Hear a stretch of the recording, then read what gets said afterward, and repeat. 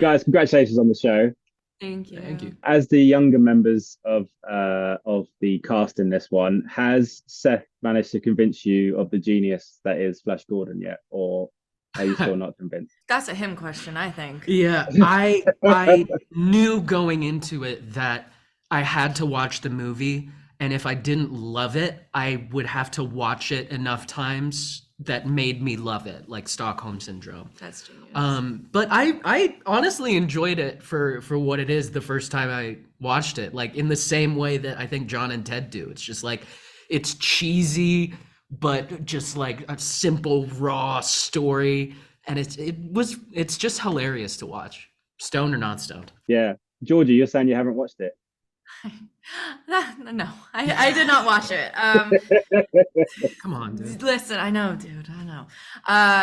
No, I didn't watch it, and I think like Blair, she's gonna leave that one to John. That's Yeah, that's John's ballpark. that that kind of makes sense. Yeah, tell me about the process of working with Seth while he's kind of on set but not on set.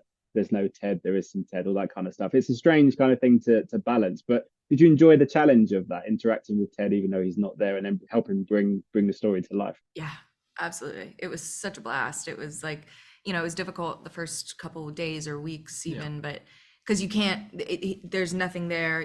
Sometimes they'll put a bear in place so you can kind of see the eye line, but they have to take it away, Yeah. so you get an idea of where he is in space. But, you start to be able to visualize him running around, and Seth was amazing because he was there on set every day doing the voice. While simultaneously looking at three different screens to make sure And the shots are lining up. hooked up to motion cap Yeah, stuff and that was crazy. moving around. It was so cool. I mean, having him there was just kind of like godsend because I was, Yeah, the one annoying part right at the beginning, and I think we've talked about this, is you're looking here at empty space at the bear, and Seth is behind you or in another room doing the voice. And so you deliver your line here, and then you hear the voice from over here, and you're like, try what? and deliver the next line over in that direction. And that mostly went away after a couple weeks, but every now and then it would just sort of happen again. Yeah, you got to get used to like ignoring Yeah. the fact that he's there, I remember when the first film came out, the kind of elevator pitch was Mark Wahlberg and his teddy bear, and you're kind of like, not sure how that would be. And then obviously with the CGI and everything, but it worked so well. Can you see now why the idea has kind of resonated with people and that people were in love with not just Ted as a character, but the story in general between John and Ted? Oh, Yeah, I mean, absolutely. there is something inherently funny about the idea of a coke addict, weed smoking, prostitute hiring teddy bear. Like just that in and of itself. You You don't can tell need that to anyone. to anyone and they'd be like, okay, yeah. that's pretty That's funny. I good. gotta give it to you. That's a good idea. Yeah, but also just like in the movies, in this show, the characters have heart and there's actual depth to them. It's not just raunchy, hilarious comedy, even though it has that. There are real moments where we get to like sit with each other just Yeah. in like a very heartfelt story. Yeah, there's vulnerability in these characters that, you don't want to make them caricatures. You want to make them human.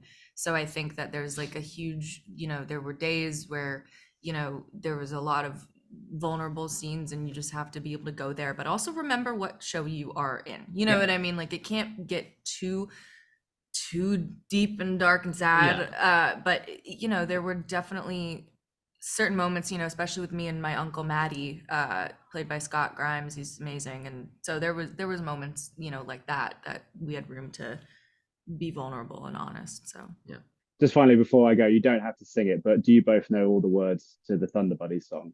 It's like you have We to. actually You we're have not to. allowed to sing it. I don't think we're allowed to curse as much as is necessary to sing that song.